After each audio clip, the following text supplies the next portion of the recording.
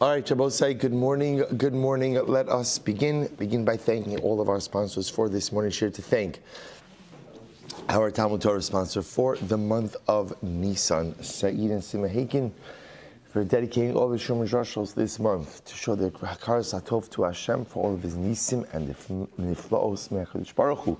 Redeem all of the hostages and bring complete Hatzlacha to Eretz Yisrael and to Am Yisrael. Our week of learning sponsors, the Ram and Bravo families, L'Zecher Nishmas, their father, Mordechai ben Yitzchak.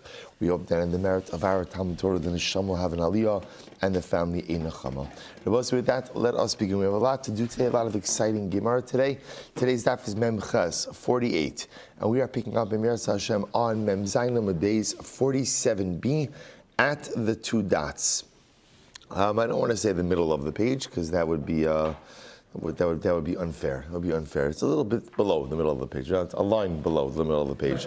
So two dots. Kitzad Mashach Emenu Peros V'lo Nasan Lo Ma'os Eno Yochal Lachzor. So let's remember again this whole yisod that we are learning, this concept ultimately again of Kinyan Chalipin, and the Gemara's consistent reinforcement of this idea that Chalipin works not through money, right? So we established in yesterday's daf, money cannot be the vehicle for the Chalipin, nor can money be acquired in Chalipin. So therefore the Mishnah said that Allah Chalamaisa, if you go ahead and you take the produce, and even though you did not go ahead and give the money, you cannot renege on the transaction. I'm Rabbi Yochanan, Dvar Torah, most konos. So we're going to keep seeing this Rabbi Yochanan over and over and over again. Right? Rabbi Yochanan said that Allah Chalamaisa midaraisa, money acquires. Now both say this is going to be a fundamental machlokes Rabbi Yochanan and Reish Lakish. And this machlokes Emiras Hashem is going to follow us throughout the entirety of this daf. Rabbi Yochanan says midaraisa, when you go ahead and you give money, money affects the transaction. Ma'os konos. So why did Chazal say, so then Chazal changed that, right? And Chazal said, no, you can't acquire things through money, rather again, only through Mashiach. Why did Chazal do that? We saw this in yesterday's Arabos. So what are we concerned about? We're concerned that if money acquires, what's going to happen? Let's just play this out. I go ahead and I go over to Reuven. I buy $1,000 worth of wheat. I give Reuven $1,000. So now again, at that point, I've tendered the money. I now, midaraisa, I am the owner. What am I concerned about? I'm concerned if a fire is going to break out in Reuven's silo, $1,000 of wheat is going to be destroyed, and Reuven is going to say, oh, so sorry for your loss. So sorry for your loss. So therefore, I will say, in order to shift the burden ultimately again onto the seller to watch over my produce until it's delivered, Chazal made him responsible literally until it's delivered. I think, Marcia, 1 second. So, man deshadad leika by shlume. But 1 second. If there's a fire, whoever lit the fire is going to be responsible anyway. In other words, the Gemara says, you're making it sound like there's no responsibility. There will be responsibility. Ella, gezer shema tipol leika ba'ones. Somebody says, no, you're right. We're not concerned about a fire that's kindled by someone, because at that point, there would be responsibility from the kindler. Rather, what are we worried about? A fire that breaks out on its own. Just again, a fire that wasn't set by someone, an accidental fire. So if you go ahead and you put the produce in Reuven's possession, Reuven's the seller, right? You put it in his possession until he delivers it to me, then he's going to go and be Moser Nefesh. He's going to push himself to try to save the produce because he doesn't want to be out the loss. Ve'ilo lo Moser Nefesh tarach umatzil. So we'll say, this is the position of Rabbi Yochanan. Midaraisa, ma'os konos, right? Midaraisa, money does acquire. So therefore, again, as soon as you pay for something, it is yours. So why did Chazal say, no, money doesn't acquire? You need Mashiach out of a concern that halacha l'maisa, that what's going to happen? The object is going to be lost while still in the physical possession of the seller.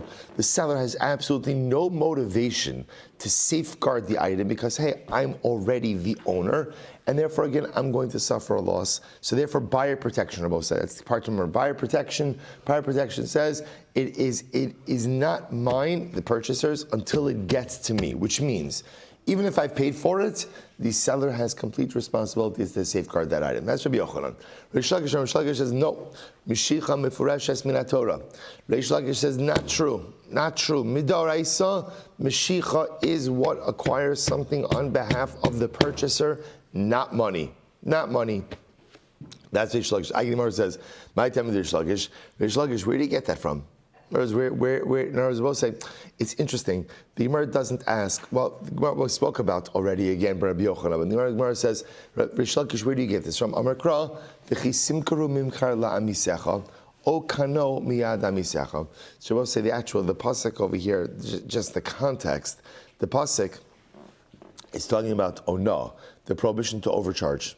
So the lashon of the pasuk is when you will acquire something, which literally means when you will sell something to your fellow, o kano miyad amisecha, or you acquire something from the hand of your fellow. So the Gemara says, what does that mean? Davar hanikna miyad liyad. So Rish Lakish says, you see from here, how do you acquire something?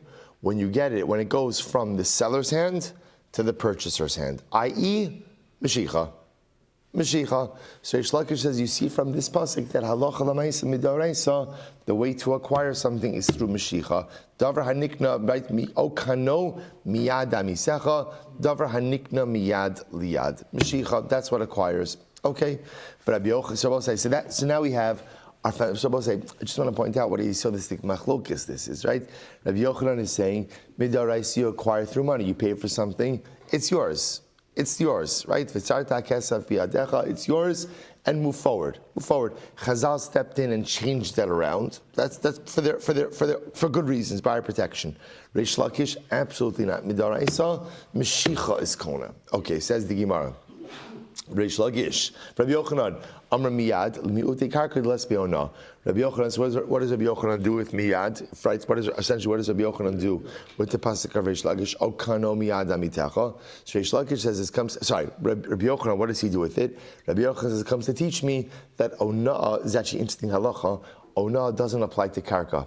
So we'll say this is actually a fascinating idea in general, that the concept of ona, overcharging, undercharging, doesn't apply to real estate, right? Why not? It actually makes a lot of sense. We'll say real estate has such subjective value. So the concept of ona says, if I want to go ahead, I want to buy a car, right? So we'll say, so a car, I don't know if a car is even a good example. A car is an object. I want to buy a shovel. Let's keep it like that. I want to buy a shovel. A shovel has an objective value, right? Real estate has subjective value, right?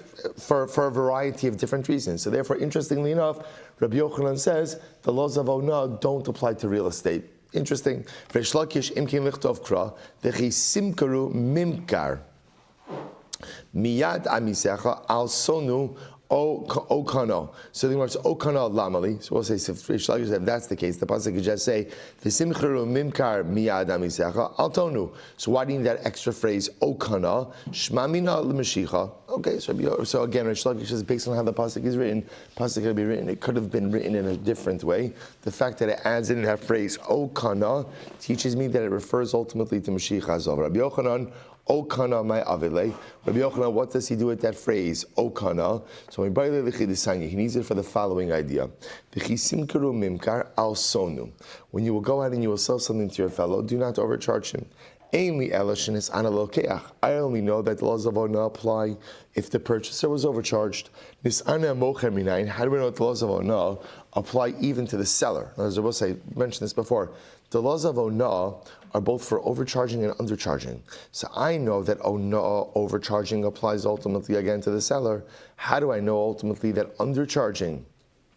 In other words, if the seller got less money, how do I know if that's ona also? So the Gemara says, Talmud Omar, okano asonu. Okay, so we'll say first word line, Rish Lakish will say, Tarti Gamar Mine. Rish Lakish says you can extrapolate both of these halachas from the same phrase. Good. So we'll say, so this is our fundamental machlokes, Rabbi Yochanan, Rish Lakish, halacha l'maisa, Rabbi Yochanan, midaraisa, ma'os konos, Chazal switched it to Mashicha, Rish Lakish, midaraisa, Mashicha. Here we go. Tanan, Rabbi Shimon Omer, Kol shakesef biyado yado ala yonas. We saw in our Mishnah. Remember again, this is the last part of our Mishnah. Rabbi Shimon says, whoever has the money in his hand has the upper hand.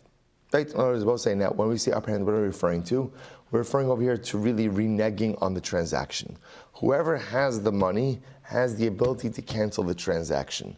So the Gemara says, Therefore, I'll say, the seller, who is now the recipient of the funds, he has the ability to cancel the transaction because he has the money. But the purchaser, who Bepashtos paid for the transaction already, doesn't have the ability to cancel it The Gemara says, "I armit bishlam ma'os konos mishum hachi mocher matzi hadir bei lokeach la matzi hadir bei." So we'll say, if you hold like Rabbi Yochanan, that midaraisa ma'os konos, that makes sense. Because halacha l'maisa says, since money affects the transaction, now the purchaser is the one in possession of, the seller, is the one in possession of the funds, and therefore he has the ability to cancel the transaction. But if you hold that halacha l'maisa money does not affect the transaction, then the purchaser should be able to cancel the transaction as well. Will say, you're right. So Rabbi Lakish will say, I only espouse my position in accordance with the Rabbanon of the Mishnah, but not Rabbi Shimon. Okay, according to Reish Lakish, now I understand the nafka between Rabbi Shimon and the Rabbanon. But according to Rabbi Yochanan, wherein lies the distinction between the position of Rabbi Shimon and the Rabbanon? The nafkamina will be the position of Rav Chisda. What does Rav Chisda say? Dam Rav Chisda is actually very interesting. Kederach shetiknu mashicha b'mochrin, kach tiknu mashicha b'lekuchos. Rav Chisda holds that halacha l'maisa in the same way that literally Chazal instituted mashicha for the seller, they also instituted mashicha for the purchaser. We'll say, what does this mean? Take a look at Rashi. Rashi, it's almost right across in Rashi. Kederach shetiknu mashicha l'mochrin, lachzer bo hamocher kolzman shelo mashach halokeach. The same way that the seller has the ability to renege on the transaction, as long as the purchaser has not done Mashicha, so too Rashi says, next Rashi, Kach tiknu chachamim Mashicha lelokeach. So too Chazal instituted the power of Mashicha for the purchaser, meaning what? Lachzor bo b'shil osa takana atzma, so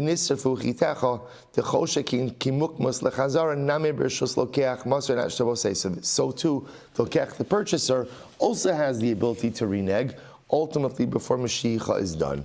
Fine, Rabbi Shimon, less said Rav Chisda. Rabbi Shimon does not subscribe to Rav Chisda. Rabbanan isluhud Rav Chisda, whereas the Rabbanan do hold of Rav Chisda. Beautiful. Tinan, let's go weiter. Amru, Aval Amru. Misha paramidor hamabel who asadli paramisha eno omin b'dibura. So we're going to spend extensive time on this piece of the Gemara on Amud Beis. So remember again, what did the end of the Mishnah say? See, the whole point of the Mishnah was that the concept of chalipin, right? That halacha l'maisa, once you take possession of the merchandise, so ultimately again the other person acquires their item as well, which was telling me that before Mashiach is done, anyone could back out of the transaction. That being said, then the Mishnah said, Aval, however, as much as technically, legally, you could back out of a transaction, before Mashiach has been done, once you go ahead and you pay money, if you back out of the transaction, you are subject to what we call this Mishapara curse. What's the Mishapara curse? He who exacted punishment from the generation of the flood and from the generation of dispersion, Dor HaFlaga, right, Migdal Bavel, Tower of Babel, right, and some other generations which we'll see on Amud Beis, right, is going to be punished by the same God who extracted punishment from the generation of the flood, the generation of the dispersion, will exact punishment from someone who does not stand by his word. Right? That's the Misha Parna. As I will say, if you pay money for something, right, you enter into a transaction, you pay. As much as we've established that the transaction is not finalized until Mashiach, if you back out of that transaction, you're a liar. You're a liar. And HaKadosh Baruch Hu exacts punishments from liars. That's the idea. That's the Misha Para. So the Gemara says, let's analyze this. And again, we're going to spend Amud Beis. It's going to be our whole sugya. Aval I amrit maos inon konos amai kai ba'aval. So we'll say now. Listen to this. The Gemara says, if you hold like Rabbi Yochanan, that midda araisa money affects a transaction, right? But Chazal came along and said, no, it's not really valid until Mashiach. Then this curse makes sense. What does the curse say? I'm doing business with Ruvain. I pay the money, right? And now midda araisa will say, once I paid the money, now the transaction is valid. Transaction is valid. So now I decide, you know what? No, I'm pulling out. So then the Mishnah says, you're subject to this curse. You're a liar. I'm a liar. In other words, I gave my word. I gave my word. More than I gave my word, I gave my money. That means the transaction is really technically, biblically finalized. So again, as much as Ruvain can't hold me to the deal, because Chazal said that at the end of the day, Mashiach is Kona, but Midaraisa, really my giving of money is Kona. So if I pull out, I'm subject to this curse. Then that makes sense. However, we'll say if you hold like Reish Lakish, that no, Ma'os, money does not affect the transaction, Mashiach does, then why am I chayiv for this curse? If I haven't done Mashiach, there's no finalized transaction. To which the Gemara says, you're right, Mishum Dvarim. Because we'll say, because I'm lying. Mishum Dvarim literally means because of words. In other words, even if you hold like Reish Lakish, that Mashiach's Kona, Ma'os are not Konos, nevertheless, I gave my word. In other words, I verbally committed to something. More than that, I gave my money. So even if technically speaking, it's not financially or it's not transactionally binding, again, I gave my word to a transaction. Now when I pull out, I'm lying or I'm not keeping my word. And that's severe. To which the Gemara says, Ubidvarim mikai ba'aval? Really? So I understand, not keeping your word is a bad thing, but should not keeping your word subject you to this significant curse? No, it's a pretty significant curse. Vatanya, we learn, we'll say top of Memches, 48a. Vatanya, Rabbi Shimon Omer, Afa Pisha Amru, Talis Kona Dinar Zav. So I will say, even though, did I forget something? So I will say, even though we said, right, Afa Pisha Amru, Talis Kona Dinar Zav, Rabbi Shimon says as well, top of Memches. Even though halacha l'maisa, right, a talis acquires a dinar zav, and I will say now, remember, look at Rashi, the legabe peros havi davativa. Now again, this is going with the idea that you could acquire, so remember, talis kona dinar zav is a case of where you do mashicha on the talis, and you acquire the dinar, and you acquire the gold coin. They both say, now remember again, this is, Rashi says over here, the legabe peros havi davativa. Because remember again, we're looking in this case as the talis is the merchandise. Ultimately, again, the dinar will be the coin. Ve'in dinar zav kona talis. And again, remember, the coin can't acquire the talis because the coin cannot go, right? Money can't act as the vehicle for chalipin. Both say 48a, third line down. Mikol makom kach halacha. This is the halacha.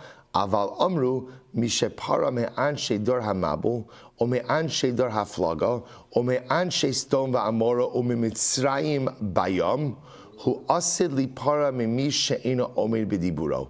So we'll say, so this is an expanded mishepara, right? An expanded mishepara. So even though you're right, we'll say, even though again you have these halachas, and these halachas say that halacha l'maisa, a transaction is only valid when there is mashicha, when someone takes physical possession of the object. I will say not only that, remember again, it has to be merchandise and not a coin that ultimately goes ahead and affects chalipin.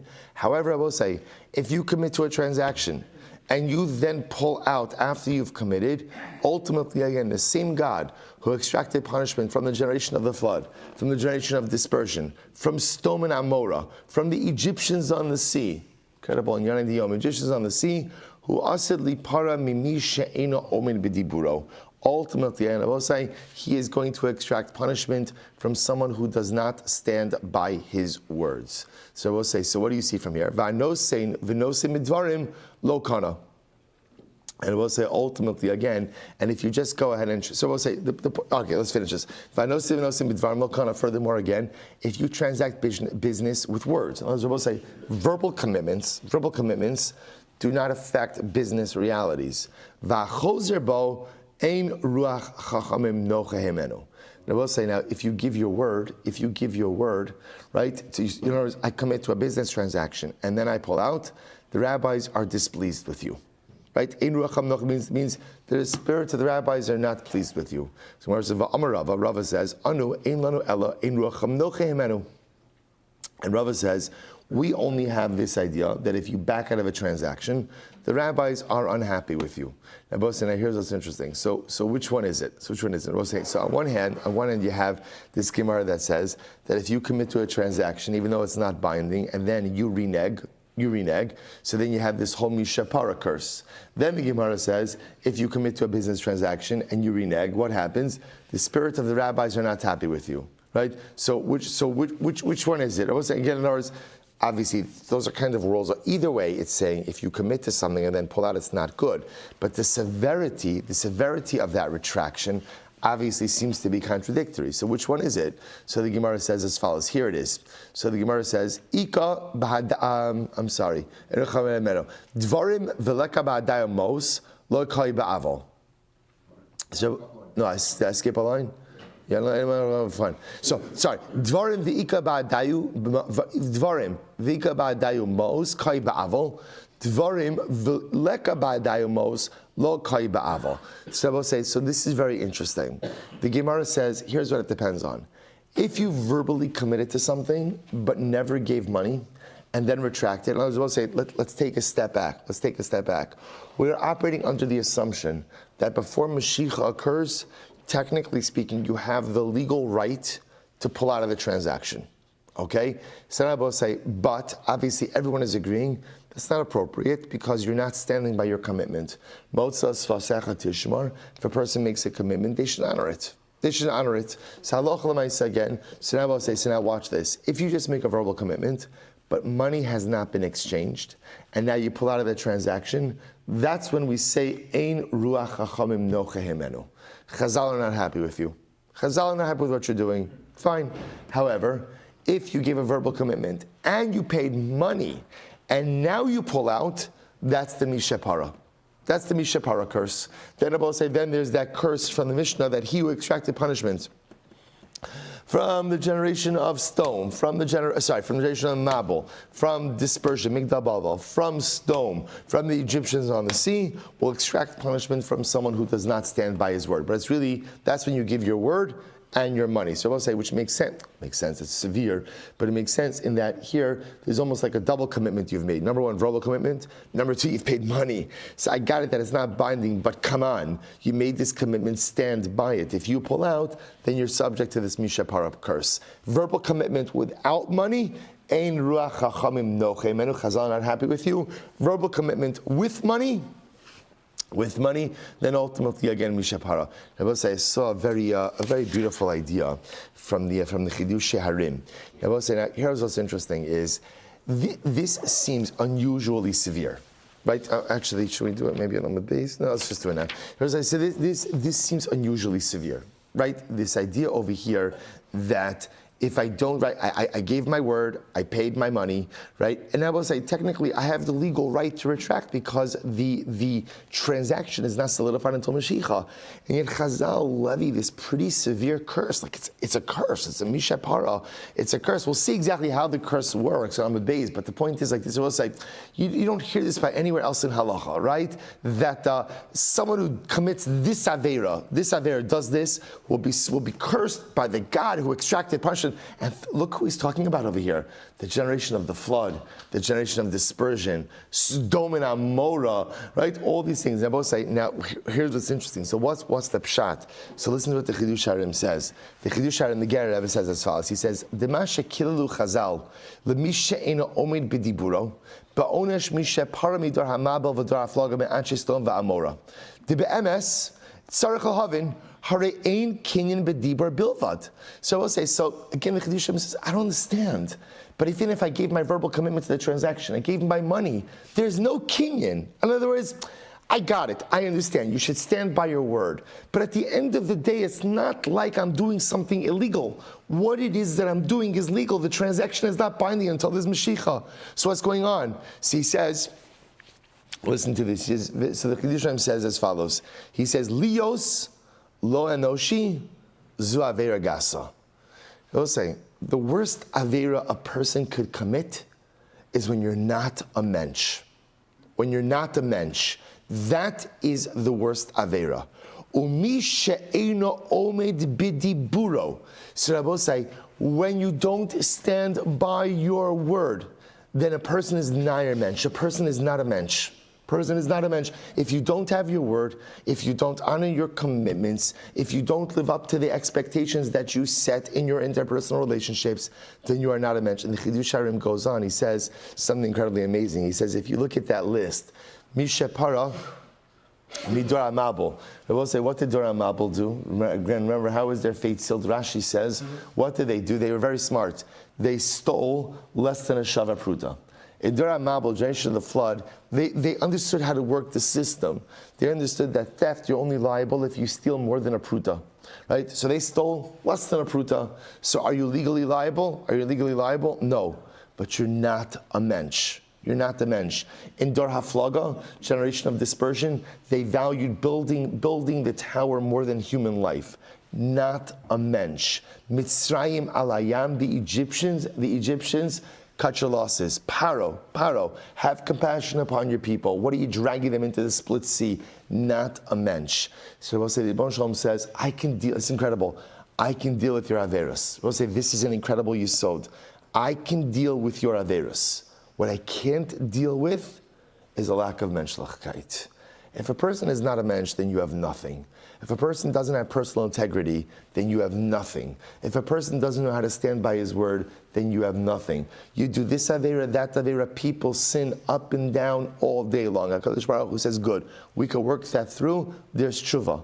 But you're not a mensch, you're not a mensch. Says the Chidush, if you're not a mensch, then at the end of the day, you really have nothing. And if you have nothing, then ultimately, again, the same God who extracted punishment from all of those who did not know how to exhibit proper menschlichkeit will be the same God that extracts punishment from you.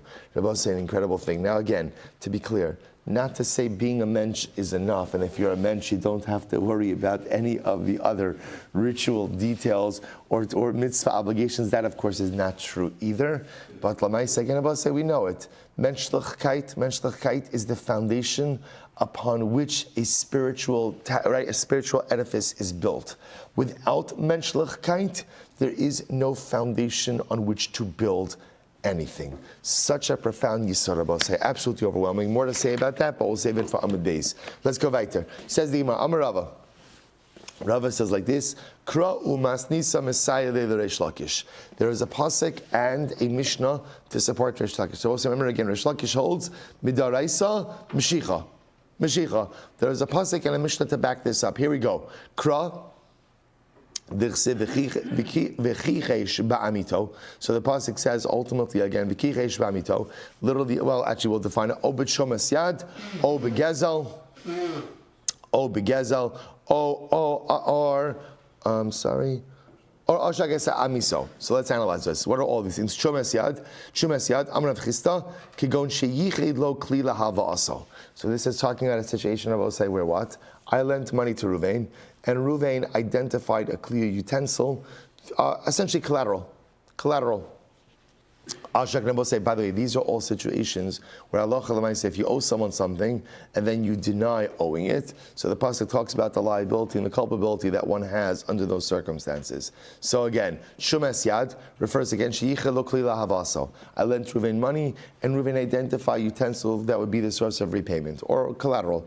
So Ashak, Amrav Chista, Kigon Sheyichelo Klila Ashko. So I'll say, so Ashak ultimately is I hired Ruvain for work, and Halacha Lamaisa, I owe him wages.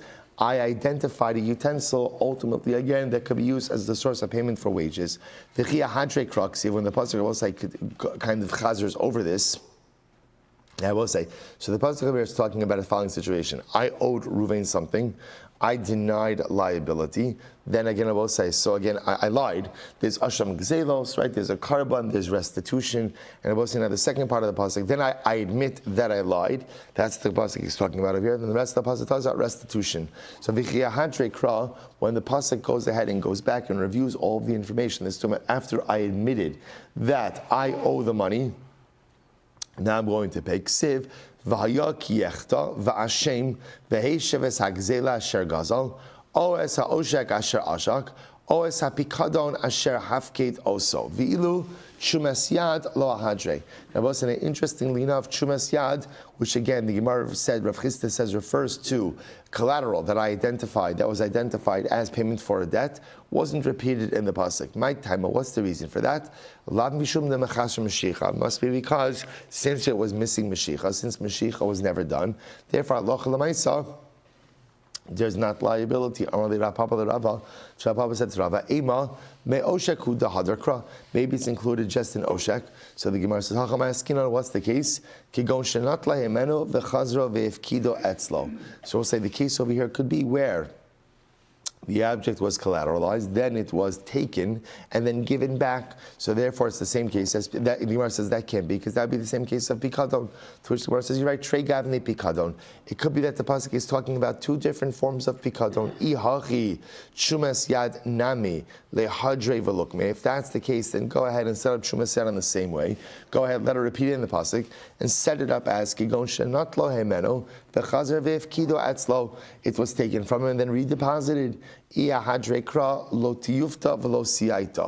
we'll say, had the pasuk repeated it, it wouldn't have helped, nor would have detracted. But now ultimately, that the pasuk doesn't repeat shumas yad in the second part of the pasuk, misayeh. Ultimately, again, it supports Reish Lakish that halacha l'maisa. The reason it's not mentioned again is because there wasn't Mashicha. U'chumas yad lo hadrekra. Is that true that Chumas yad was never repeated? V'hatanya amr b'shem minyayin litines amr l'mal l'mata. So Shimon says, how do you know to apply the pieces mentioned in the beginning of the pasuk, the latter part of the pasuk? Dichsev omi kol asher yishav alav l'shaker.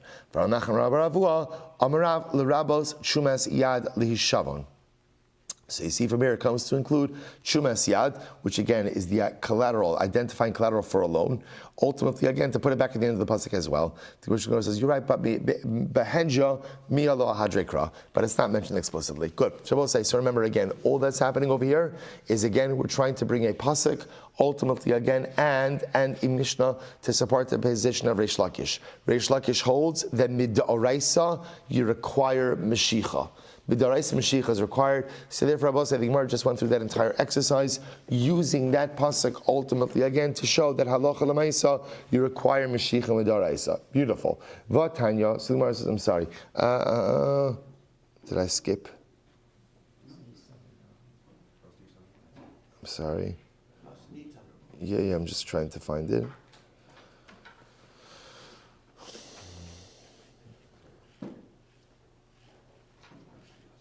Good. Masnisa minalan. Sorry about that. We'll say Masnisa minalan. We are now 2, 4, 6, 8, 10, 12 lines, 13 lines from the bottom. Masnisa minalan. So we'll say fine. So that's the pasuk to support Reish Lakish. What's the Mishnah? The Sanya. What's the Brisa? The Sanya. We learned. Here we go. Nasna lebalan ma'al. So it's an interesting case over here. So as I see here, I have, let's say the Gizbar. It doesn't have to be the Gizbar, it can be anyone. Someone has a coin of Hekdish. He takes that coin and he gives the coin to the bathhouse attendant. Now, I'll say, so just understand what's happening over here. So let's say again, I'm the Gizbar, I'm the temple treasurer. I go ahead and I take a coin accidentally. I have a coin of Hekdish and I give it to the bathhouse attendant. Again, why? For what purpose? For my entry into the bathhouse. So nasna labalan, I go ahead and I gave my coin to the bathhouse attendant. What's talacha? Ma'al. So ultimately, again, I have committed mi'ila.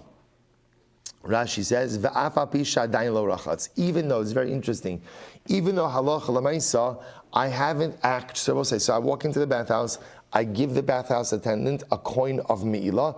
I have committed mi'ila, even though what? I haven't actually utilized the coin, so to speak. In other words, I haven't bathed yet. Nevertheless, the act of giving the coin to the bathhouse attendant is in and of itself an act of mi'ila. It's only the bathhouse attendant. Why? Because the bathhouse attendant, because now he has it in his hand, and therefore again there has not been any mashicha. Aval midi achrisa de mechasra mashicha lo ma'al ad mashach. Rabbi said, but in any other situation, mi'ila would not take place until when? Until Mashicha has been done. Take a quick look at Rashi.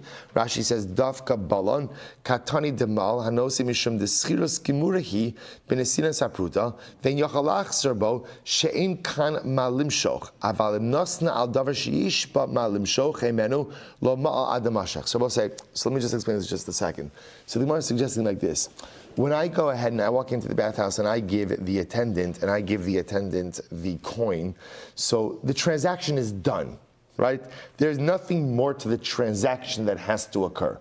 So therefore, again, because there's nothing more, essentially, Mashiach is accomplished through being Moshech the money. Right? So once the bathhouse attendant says there's nothing else. Now we'll say what we're going to see is, interestingly enough, in other transactions where there is still another action, a potential Mashiach action to be done, ultimately, again, the Me'ilah doesn't take place until the subsequent act of Mashiach occurs. So it's only by the bathhouse attendant where there's nothing else to do, right? So I walk in, I give him my money, he takes my money, we're done. So in that case, Me'ilah occurs because there is no other Mashiach to be done.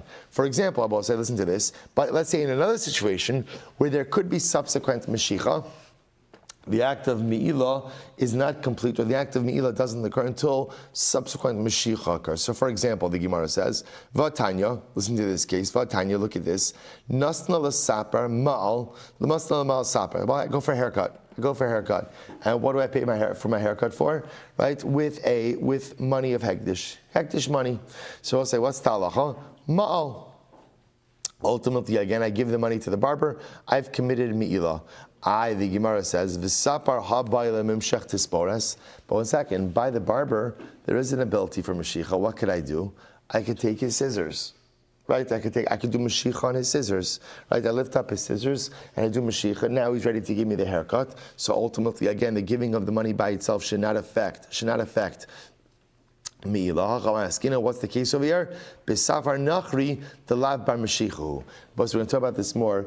The kinyan of Mashiach, only works by Jews, doesn't work by non-Jews, or at least we should say that's the machlokes. Tanya Me'achar that supports that.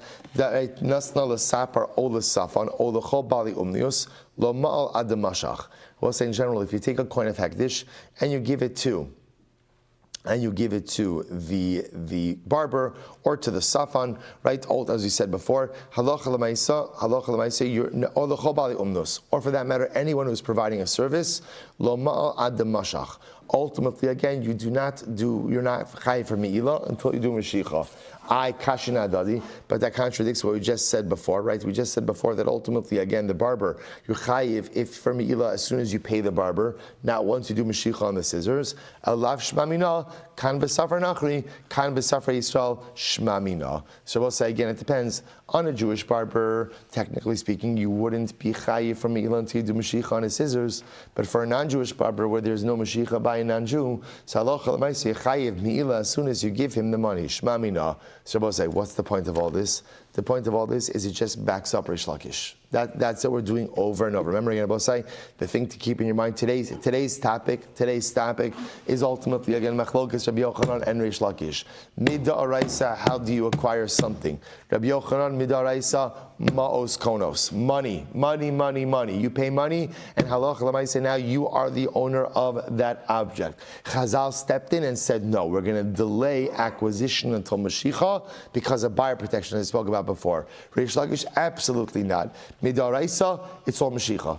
That's all Mashiach. So what are we doing now? We're just bringing up a pasuk. Again, it wasn't exactly the most straightforward pasuk. It was a little bit of a convoluted drush on a pasuk, but a drush nevertheless on a pasuk. And now both say, what do you see from here? These brises that clearly indicate that Allah Chalamaisa, something only is concretized once there is Mashiach. Beautiful. That's all we've done. Beautiful. Rav Nachman also said this. Dvar Torah ma'os konos. So again, I will say other people lining up with Rish Lakish. Rav Nachman says midaraisa. Right? V'chein Amar Rav Nachman Dvar Torah ma'os konos. So again, I will say now Rav Nachman comes along. Now remember, Rav Nachman doesn't hold directly like Rish Lakish. Rav Nachman is holding like Rabbi Yochanan ma'os konos. Right? Ubad kalevi b'masnisa. Right? And ultimately, again, Levi checked out this ruling in the Brayse va'ashkach, and he found the following. Nasna l'siton ma'al. If you go to saying you give to the siton, now look at Rashi. Nasna siton ma'al, siton chen v'ni gadol, u'mocher peros harbe, l'chen v'nim aniyim, v'nostan lo ma'os al yad, kishem mochrin, u'betchilas akniya nostan iravon damim mu'atin alakol. So we'll say, okay, so now we're about to open up another fascinating front over here. So watch this. If you go ahead and you give money to a siton, we'll say siton is a wholesaler. There's a wholesaler, right? Rashi says over here, Siton is chenvini gadol, right? He's a large seller, And what does he do? Umocher peros harbe lechenvinim aniyim. He goes ahead and he sells to retailers, right? So the wholesaler sells to retailers. Now, the wholesaler was a much larger operation, so he gives the example of it. The retailers sometimes were themselves poor. Now what happened? V'nosnin lo hamaos al yad yad. Now we'll say, how did retailers often pay wholesalers? In increments. So the wholesaler would essentially advance produce to the retailers. It's not really on credit. We're going to see what they did. We're going to see how they did in just a moment. But what would happen is, as the retailers would sell off produce, they would pay off the wholesaler. Finish Rashi. So v'nos mos al yad kishay mochrin. They would pay off the wholesaler a little bit at a time as they sold off produce. Ubitchilas hakniya nostin eravon damim mu'atin alakol. So we'll say, so how would the wholesaler advance produce to the retailers? The retailers would give them some type of collateral. Right, so you give them some type of down payment, right? And that down payment, that collateral would allow the wholesaler to advance to them the produce, and then again, the retailers would pay back the wholesalers as they made money. Okay, so naslam l'siton. So we'll say, so now what happens if halacha l'maisa, right? Let's say one of the retailers gave the wholesaler hektish money. So what's the halacha? Ma'al. Look at Rashi. Ma'al. Afagav delo mashach kalaperos shari harbe posek imo bebasachos. So we'll say committed me'ilah. Ra'am days. Elo kashil Reish Lakish. What does Reish Lakish do with this? Because I will say, remember again, Reish Lakish says midaraisa Ma'os Konos. So the Gemara says, Amar L'cha Reish Lakish would say, Hamani Rabbi Shimon. This ultimately, again, reflects the position of Rabbi Shimon, and therefore, again, it's not my position. Okay. Aval Amru Mishapara. So we'll say, so now let's analyze this a little bit. So now we'll say, so again, we have our open-ended machlokes, Rabbi Yochanan and Reish Lakish. We're not going to do the halacha l'maaseh because we're not finished yet. We have more to do with this. So we'll say, so just keep that machlokes open-ended in your mind. Resolution in Meretz Hashem, I'm going to try to do tomorrow, before we get to the next Mishnah, which is tomorrow's daf. So here we go, we'll say, so now, crazy sugya. Not crazy sugya, incredibly crazy sugya. Dramatic sugya. Amru Mishapara. So we'll say, back to our Mishapara. So we'll say, so again, what was Mishapara? Mishapara established like this. As much as we've established that ultimately, again, you don't get possession until Mashiach. Now we'll say, remember again, we also clarified on the previous Amud Aleph, that's what? When do you get a Mishapara? When is a Mishapara? Mishapara is when? Verbal commitment and money. And then, so technically speaking, even with the verbal commitment and money, you still have the right, the legal right, to pull out. Right? But if you do so, you're subject to the Mishapara. If you just did verbal commitment and no money, then what? Ein ruach chachamim no chehemenu. Chazal are not happy with you. Okay, so now let's analyze. Aval amru Mishapara, so here we go. Itmar. Abayi amr, so we'll say, so now here's the shaila. The Gemara is going to ask, what exactly are the mechanics of this curse? So let's just play this out for just a moment, right? Reuven goes ahead and agrees to sell me his sheep. So what happens? I pay him the money, and Reuven makes the verbal commitment. And then Reuven says, you know what? I'm sorry. Too attached, right? We've been through so much together. I can't sell you this sheep. So now I say, fine. Now Reuven is subject to the Mishapara. So the Gemara says, how does this work? So Abaye Amar, Aduye Modinale. Abaye says, we tell Reuven. Right, Rashi says, "Da shem tachsor sofech li paramimcha." We say, Reuven, just letting you know, if you back out of this transaction, you will be subject to this curse. Rava Amar Meilat Laitinale. Rava says, no, we curse him. In other words, we'll say, Abaye says, no one actually curses Reuven. It's not like we convene a Beis Din, right, to get a minyan together and curse Reuven. Rather, we're just telling Reuven, by the way, if you back out of this, you are subject to this Mishapara curse. Rava says, no, we curse him. Right? Ultimately, again, Melet Laitinale, whoever is actually doing this, but there is an actual curse. There is an actual curse that is given to Reuven for this. Abaye Amar Aduye Modinale. So Abaye says we don't actively curse him. We just let him know that his behavior is subject to this curse. Why? Dichsev v'nasi ba'amcha lo sa'ar. Rabbi say the pasuk says that literally again, a prince in your nation you shall not curse. In other words, Abaye says we don't curse people. we don't curse people. Now both say, so here's what's interesting. According to Abaye, what he told Reuven is, your behavior makes you subject to this curse at the hands of HaKadosh Baruch Hu. Are we going to curse you ourselves? No, we're not going to curse you. But Lamaisa, you are ultimately again subject to this curse.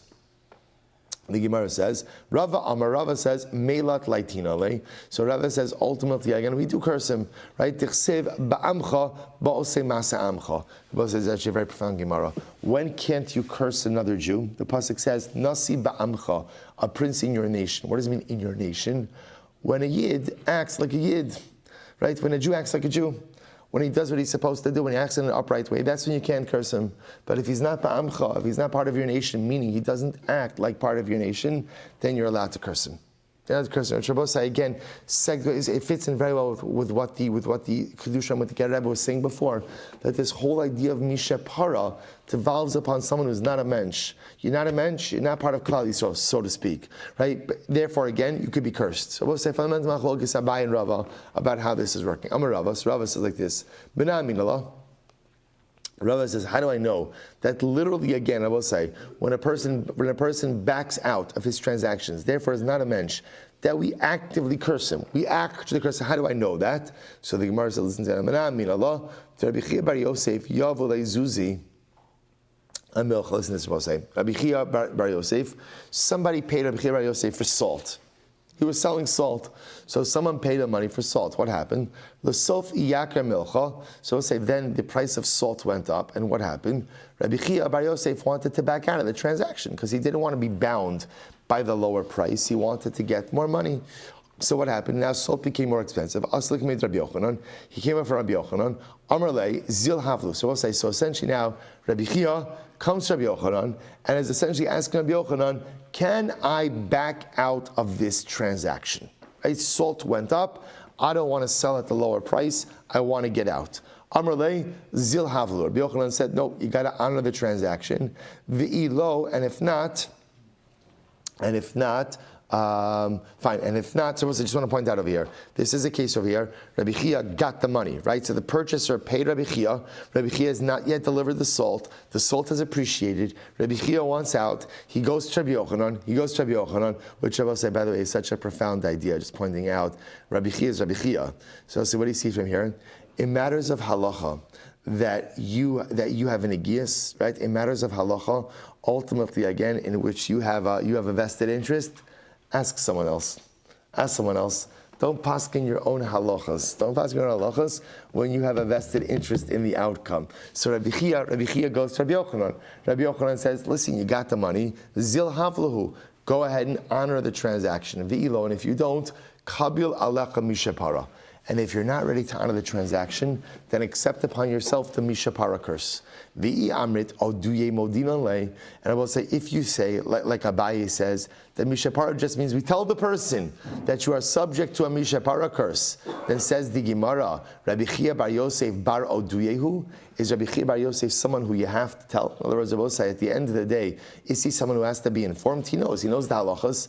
Ve'elamai melat laitina le. Rather, what do you see from here? That Allah I will say, we don't just inform the person, but rather, again, we actually curse the person.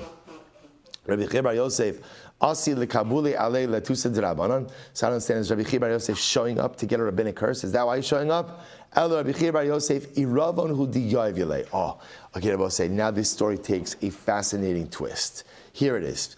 Rabbi Chia bar Yosef didn't actually get paid. Didn't get paid. I will say, what did he get?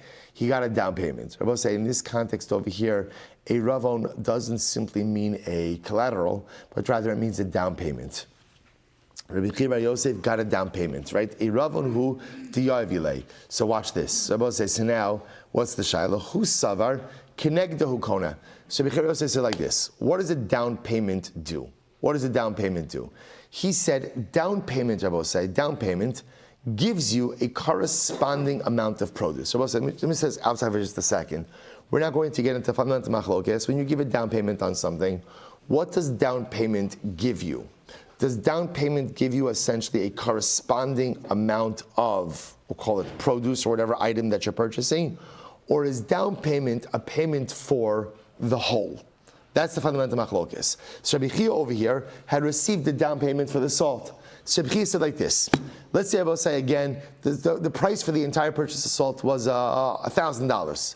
Rabbi Chia got $100 down payment. So he figured, what does down payment do? Down payment entitles the purchaser to the corresponding amount of salt. I'll pay him, I'll give him the corresponding amount of salt, but I'm not going to honor the rest of the transaction because I don't have to. And furthermore, salt appreciated, so I don't want to be locked in at this lower price. So listen to this. So the Gemara says, who's savar kenegdo hukona? So Rabbi Chia figured down payment only entitles you to a corresponding amount of produce. Rabbi Yochanan says, no, that's not the way it works. Rabbi Yochanan, who we went to, says, that's not how down payment works. Down payment is a payment for everything. Therefore, once you receive a down payment, that's it. Transaction is done, and Rabbi Yochanan, you can't go ahead and renege. Therefore, Rabbi say, it turns out this wasn't about the Mishapara. This was Rabbi Chia coming to Rabbi Yochanan, trying to figure out what is the halachic efficacy, ultimately, again, of a down payment. So we'll say, so now, this is a machlokes. Here we go, very exciting. Itmar, Eravam. So we'll say, in general, when you receive a down payment, what is it? We'll say, this, by the way, is such an incredible Gemara. Eravam. Rav Amar Kenegdo Hukona. Rav says, the power of a down payment is a down payment, ultimately, again, only allows you to acquire a corresponding amount of merchandise. That's what a down payment does. Rabbi Yochanan says, no, kineged kula hukona. Rabbi Yochanan says, not true. When you get a down payment ultimately, again, acquires everything. We'll say, that is the chap of a down payment. In other words, let's say, I'm not making an installment payment, I'm making a down payment. So a down payment essentially says, with this payment, I acquire everything. I will say, what about the rest of the purchase price? What about the rest of the purchase? What is that? It's a loan. The down payment goes ahead and fully affects the transaction. The rest of the payment is now a loan. So we'll say fundamental machlokes in the mechanics of down payment. So exciting. Meisvei hanosin eravan lechavero. So we'll say if a person gives a down payment to his friend, va'omer lo imani chozer bi ervuni macholacha. So we'll say, now watch this. I enter into. All right, we'll see. We'll stop over here for today. We'll pick up Emiras Hashem with the rest with this tomorrow. Oh gosh. Okay, Yantav is coming, and also Thursday is very short. Amud Aleph. We're fine. We're good. We'll get there. I'll say no point in rushing this. Too good to rush. Shkarach Abosai. All right, Chevron Zoom. Have a great day, everyone. Mamish, Michael Cherniansky, you're the only guy. Oh no, and Ken, you're the only. Mamish, almost all of you over Eretz Yisrael. Incredible. All right, Chevron. Have a great day.